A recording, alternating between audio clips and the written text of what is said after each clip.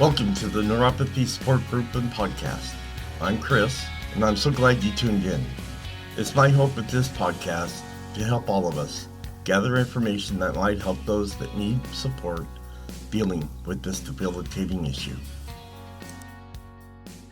Hello, and welcome to this podcast. Before we get started, let's get the formalities out of the way with the medical and privacy disclaimer. I am not a doctor or medical professional. The information on this podcast is from personal experiences and is meant for group support. Additionally, the information discussed is not meant to diagnose, treat, or cure any underlying conditions associated with neuropathy. All names here within are private and will not be shared with any outside sources.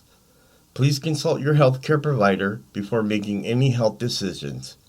If you have medical concerns or an immediate emergency, please contact your doctor or dial 911. Well, how's everyone doing this Monday? Oh man, last week was so painful. I don't know what is going on with my body, but man, it's getting really hard to deal with. Especially my right leg. The whole thing is numb. I don't know what's causing that all of a sudden, but I hope you're doing a little better than I am. Some days are just harder than others to deal with, and I know you can understand what I'm talking about. But today, we're going to be talking about drug interactions. We're going to be talking about mixing prescription drugs with over-the-counter medications, which can be dangerous, especially for older adults. And also, depending on how much time I have, I'm also going to end up talking about mixing prescriptions with supplements and how dangerous that can be too. Certain supplements that you might be using. Alright, so let's just delve into it and let's get going.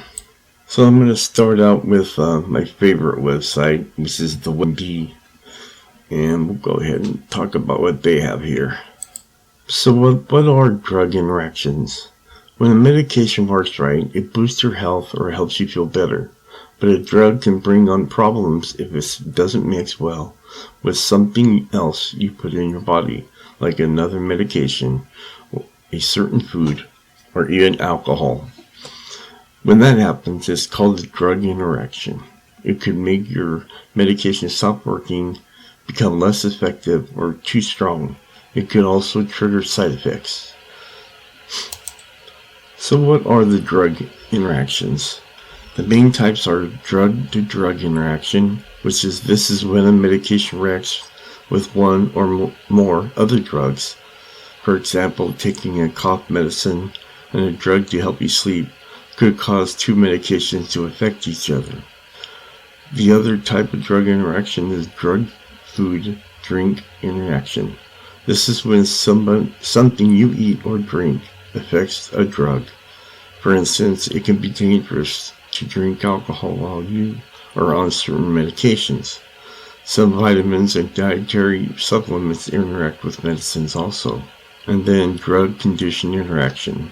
This is when you have a health problem that makes it risky for you to take a certain med. For example, if you have a condition like high blood pressure, taking the decongestant for a cold could drive up your blood pressure even more. So what drugs can you not take together? There are many types of drugs you shouldn't take together, but in general, don't take combinations like these. Two or more drugs that share an active ingredient, you could have side effects or an overdose. Next is blood thinning drugs with NSAIDs. Your odds for a dangerous bleed could go up. NSAIDs or pain relievers like ibuprofen and or naproxen. If you're on blood thinners, ask your doctor to suggest a different type of over-the-counter pain medication and a dose that's safer for you. Pills with antihistamines. Taking these together can cause you to react more slowly, which would make it dangerous for you to drive or work heavy machines. So, what are some common drug interactions? Certain foods and drinks don't mix well with some medications. A few of these are alcohol, allergies, cold and flu, high cholesterol, high blood pressure, ADHD, depression, diabetes, infections, pain, and poor sleep.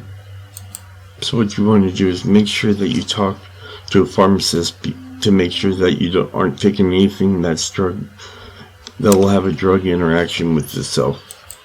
With the amount of medications I take, it's a wonder I don't have any type of drug interaction. I take so many. So, is it okay to take all your medications at once? It's important to take your medications as directed by your doctor or pharmacist. If two meds interact, spacing them apart during the day may not stop them from interacting and could lead to new or worse problems. To avoid an interaction, your doctor may need to change your dose or prescribe a different medication. When it comes to drug interactions, I like my pharmacy that I go to because it'll always print something out stating, you could have problems with these drugs mixing with the one medication that you're getting right now. So that really helps out a lot so I can maintain it myself. So what are some symptoms of drug interactions? These symptoms of drug interaction can vary a lot depending on the drugs you're taking and how they're interacting. Sometimes you might not even know right away that an interaction is happening. If you do notice an interaction, it will usually feel like one of these is happening. You are having more side effects from a drug. Your drug doesn't seem to be working as well as it did before. In general, call your doctor if you're having side effects that worry you, or if your medicine doesn't seem to be working, especially after you recently started or changed doses of a drug. So, how do drug interactions happen? There are several ways that drugs can interact with one another. Here's a few examples. When two drugs can cause the same side effect and are used at the same time, they might cause more of that side effect. For example, the two drugs can each make you sleepy. Taking them together can make you more or dangerously sleepy. When the unwanted effects of one drug are the opposite of a desired effect of another drug, you might end up with less of the desired effects. For example, taking one medication that raises blood pressure as an unwanted effect may decrease the benefits of taking another medication to lower your blood pressure. Most drugs that you swallow enter your body through your intestines. Sometimes a drug or supplement can block or trap another drug in the intestines before it can be absorbed. For example, supplements like calcium and iron can prevent absorption of the thyroid meds. So how do you look for drug interactions? You need to make sure you work closely with your doctor. Make sure that all the medication, vitamins, and supplements you're taking, let him know. That's extra important if you have more than one doctor who prescribes medicines for you.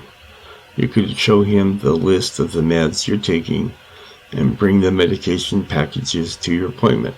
Before you take a new drug, ask your doctor or pharmacist questions like, can I take this with other medications? Should I avoid certain foods, drinks, or other products? Could this medication interact with any of my health conditions I have? Pharmacists are experts on medicine safety, and they can work with your doctors to help you avoid drug interactions. So now we're going to be talking about mixing prescriptions and over-the-counter medicines can be dangerous, especially for older adults. And here's how to protect your health. So how do you know what's safe and what's not? Many people think that just because certain drugs are sold without a prescription, they're safe.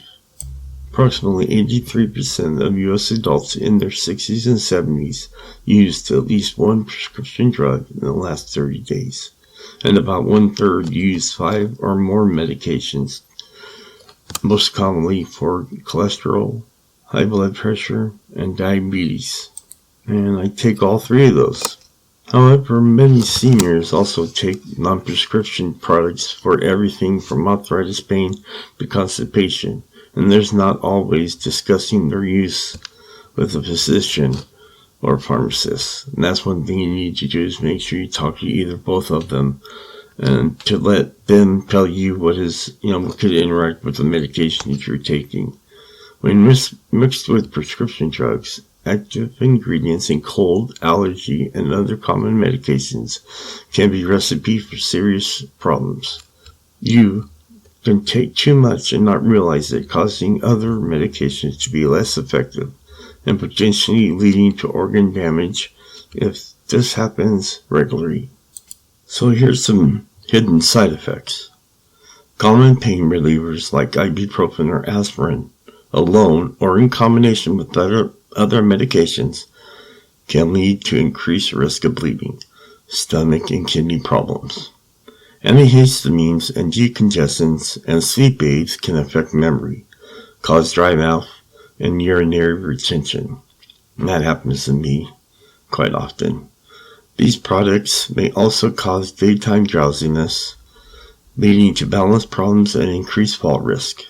Decongestants can also raise blood pressure and can interfere with sodium excretion.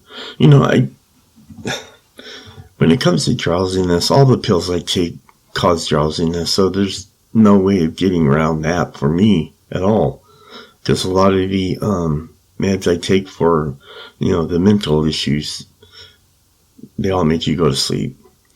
Our brain becomes more sensitive to many of these ingredients, and that can lead to what some have described as a hangover effect or confusion the next day. Certain vitamins and mineral supplements can also be harmful. Either people can take too much, leading to toxicity, or they can interfere with the effectiveness of prescription medications. Too much vitamin A can lead to weakened bones. Excessive doses of vitamin B6 can increase risks of neurological problems, and too much vitamin B12 can narrow coronary arteries. Since both aging and certain prescription drugs can affect a person's ability to absorb key nutrients from food, it's best to use any vitamin or supplement under the doctor's guidance, and that's true. Other issues may come from zinc, which is found in many cold medications and denture adhesives. In high doses, it can affect the immune function and is linked to a higher risk of prostate cancer. Vitamin D supplements, which I take, recommended for many older people who don't get enough naturally, is linked to kidney stones, irregular heart rhythms, confusion when taken in excess. That's one thing I don't do, though. So be aware of natural products.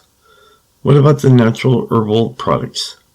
Natural does not always mean safe. Just because a product is for sale does not mean it's been tested for either effectiveness or safety. Some botanicals and herbs can cause serious harm if taken with certain prescription medications, such as increased risk of blood in those taking blood thinners, or interfering with insulin levels. Some slow down the absorption process in your body and can actually increase the amount of drugs in your system. The FDA does not approve dietary supplements for safety or effectiveness before they're sold to the public. It's up to the manufacturers to ensure their products meet safety standards and are not otherwise in violation of the law. And what's the one thing I always say? The best advice is to consult your doctor or pharmacist before taking any medication, and make sure everyone is in the loop about what you're taking, regardless of whether it's a prescription or sold over the counter. Well, so since I have enough time, let's go ahead and jump into prescription or over-the-counter medications and how they may affect you if you take also dietary supplements. Have you considered whether there is any danger in mixing medications and dietary supplements? There could be. Certain dietary supplements can change absorption, metabolism, or excretion of the medications. If that happens, it can affect the potency of your medication, which means you may get either too much or too little of the medication you need. So here's the dangers of mixing medications and dietary supplements. Combining dietary supplements and medications could have dangerous or even life-threatening effects. For example, drugs for HIV, heart disease, depression, treatments for transplants, and birth control pills are less effective when taken with St. John's wort, an herbal supplement. Depending on the medication involved, the results can be very serious. Also, dietary supplements are widely used and include vitamins, minerals, and other less familiar substances, such as amino acids, botanicals, and botanical-derived ingredients. Tens of millions of people in the U.S. take some kind of dietary supplement, along with the prescription medication. In addition, Orofen, a prescription blood thinner, and ginkgo biloba, an herbal supplement, aspirin, and vitamin E, each thin your blood. Taking any of these products together may increase the potential for internal bleeding or stroke. Don't assume natural means safe. Some consumers may believe that his so-called natural products such as herbal supplements or fish oil can't hurt them. Natural does not always mean safe. For example, many weight loss products claim to be all natural or herbal, but their ingredients may interact with medications or may be dangerous for people with certain medical conditions. Children in particular could be harmed by taking both supplements and medicines. Children's metabolism are unique, and at different ages they metabolize substances at different rates. For kids, ingesting dietary supplements together with other medications make adverse events a real possibility. And if you're pregnant or breastfeeding, you may want to discuss any dietary supplements with your health care provider. If you're planning a surgery, be aware that some dietary supplements can interact in a harmful way with medications you need to take before, after, or during that surgery. Your healthcare provider may ask you to stop taking dietary supplements 2 or 3 weeks before the procedure to avoid potentially dangerous changes in heart rate, blood pressure, and bleeding risks. So here's what I was looking for last week when I talked about supplements. What is the FDA's role in dietary supplements? Although the FDA has oversight of the dietary supplements industry, the supplement manufacturers and distributors are responsible for making their products safe before they're marketed. Manufacturers are required to produce dietary supplements that meet minimum quality standards, do not contain contaminants or impurities, and are accurately labeled. The FDA does not review supplements for their effectiveness, as it does for OTC, which over-the-counter prescriptions, before they enter the market. If the dietary supplement contains certain new dietary ingredients, the manufacturer must submit data on the ingredient safely, but not its effectiveness, for the FDA's review before the manufacturer markets a dietary supplement containing the ingredient. The FDA can take enforcement actions against manufacturers if their products are found to be altered or misbranded, if their labeling is false or misleading. To the extent a product marketed as a dietary supplement bears claim that the product is intended to diagnose, treat, or cure and prevent a disease, the FDA may also consider whether it is appropriate to take action against products that are unlawfully marketed as drugs. Before you take any dietary supplement or medication, over-the-counter or prescription, it is important to discuss it with your healthcare provider. Every time you visit a healthcare professional's office, bring a list of all your dietary supplements and medications you are currently taking. Include the dosages and how many times a day you take them. Some people find it easiest to throw all their dietary supplements and medications in a bag to bring to the medical visit. If you're thinking of adding a dietary supplement to your daily routine, call your healthcare professional. first, and then let them know what other supplements and medications you're taking. Also tell your healthcare provider if your health status has changed, particularly if you're pregnant, breastfeeding, or have any recent illness or surgery. I'm so glad I was able to get that section in for all of you. I know we're talking a lot about supplements. There's a lot of advertisements out there for natural remedies, and I've done some research on those products, and I just don't see anything that is really going to do those things and cure those ailments or diseases or the issues that they're saying they do. Like I said, you just got to be careful what you're going to get and what you're going to take, and do a lot of research on it. It's very important to make sure that you know what you're taking before you take it, because there could be other ingredients mixed up in those products that you're not aware of because they didn't list them on the bottle. Stay with the products that you know out there. Not something that you're going to buy directly from an individual, but make sure that you look up these ingredients and these products online. Some may be true, some may be false, what you find, but the best thing is to do, like I always say, is talk to your doctor, because he's going to know the best for you. I'm so glad you guys came along this journey with me today. We got some new episodes coming up next week, and I'm going to stray away from supplements and chronic illness, and we'll find something else to give us some information that we may need.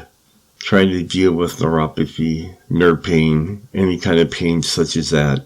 This is for everybody, and I hope you really enjoyed the episodes, and hopefully I have a good week, that I'm not going to be so bad off as I was last week with the pain and the things I'm dealing with my body. So until then, I will talk to you next Monday.